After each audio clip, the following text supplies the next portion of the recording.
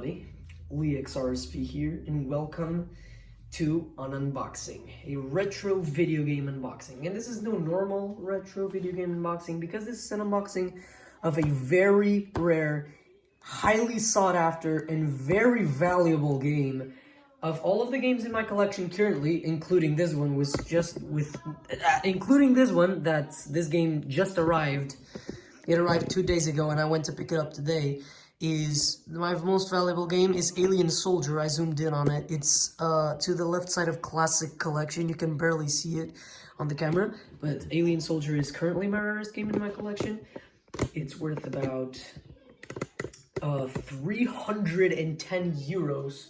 I don't know what that is in pounds, but this game is worth about 200 and something euros in the condition that it came in. It has the box and the cartridge, missing the manual though. It's a Konami game. It's all I have to say.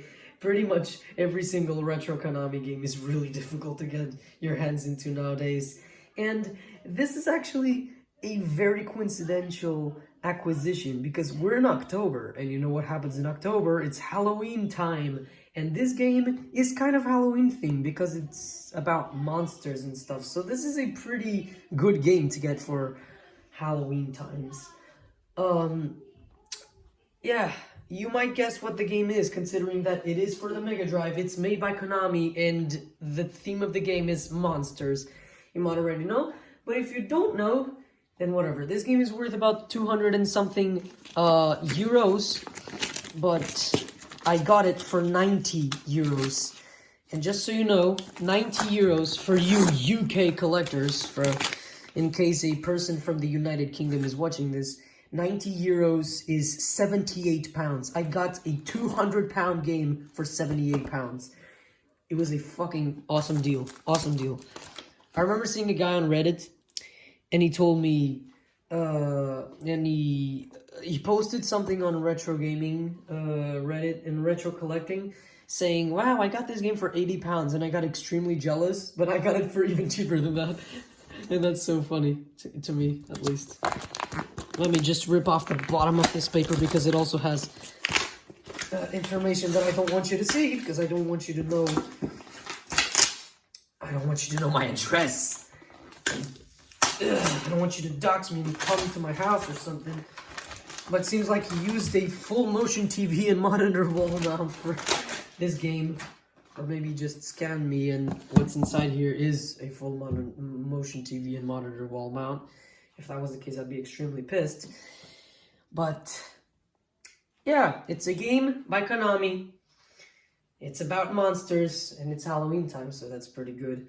I got it for 78 pounds, and the game's worth 200 pounds. It was a very good deal, and I'm gonna try to open this case now. This box, whatever. Ugh. Oh, look at that. Open that. Ooh, is this the bottom? That's the thing. Oh, yeah, bitch. Look at this shit, bro. Yeah! Holy fuck. Holy shit, dude. It has a cartridge in there. Yeah, of course it does. Oh, wow.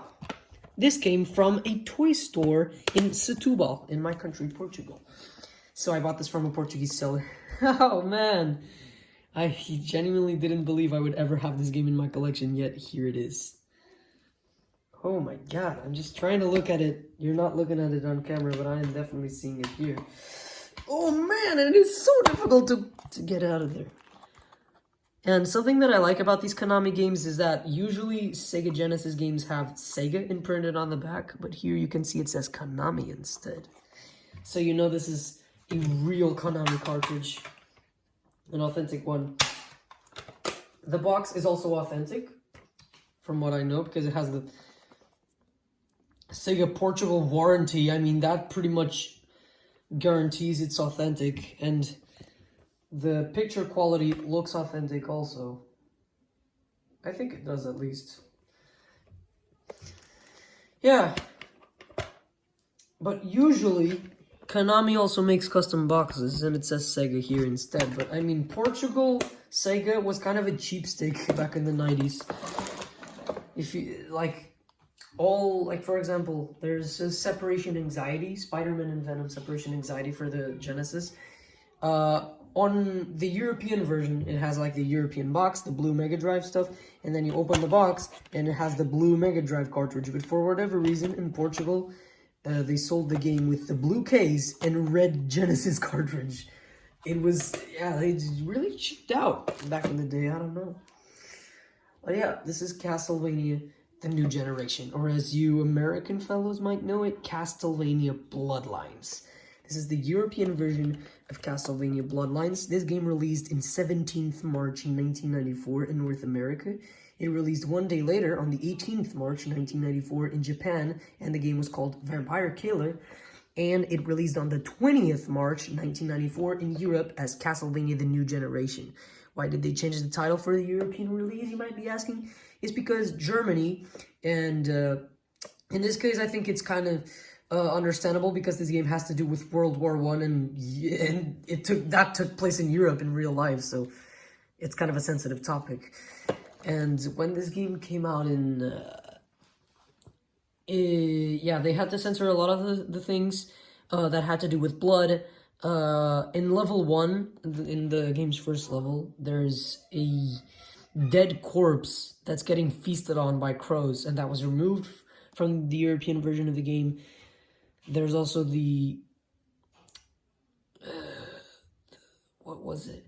Yeah, on level 1, there's also hung corpses that are cut in half, that are hanging onto the ceiling. On stage 5, there's a blood fountain, and even the title of the game, which was Castlevania Bloodlines, was censored to the New Generation, because even the mere mention of blood in the title had to be removed.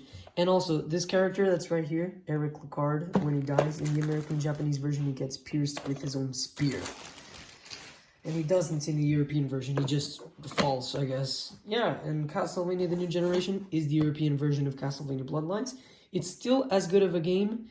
It's, of course, censored to hell in some sections. It's pretty censored, and it removes a lot of the violent stuff, but it still retains the difficulty of the American version. I wish it had the difficulty of the Japanese one, but yeah, removes a lot of the violent content, but it's still a great game, very fun, and better than Castlevania IV in my opinion. Don't kill me.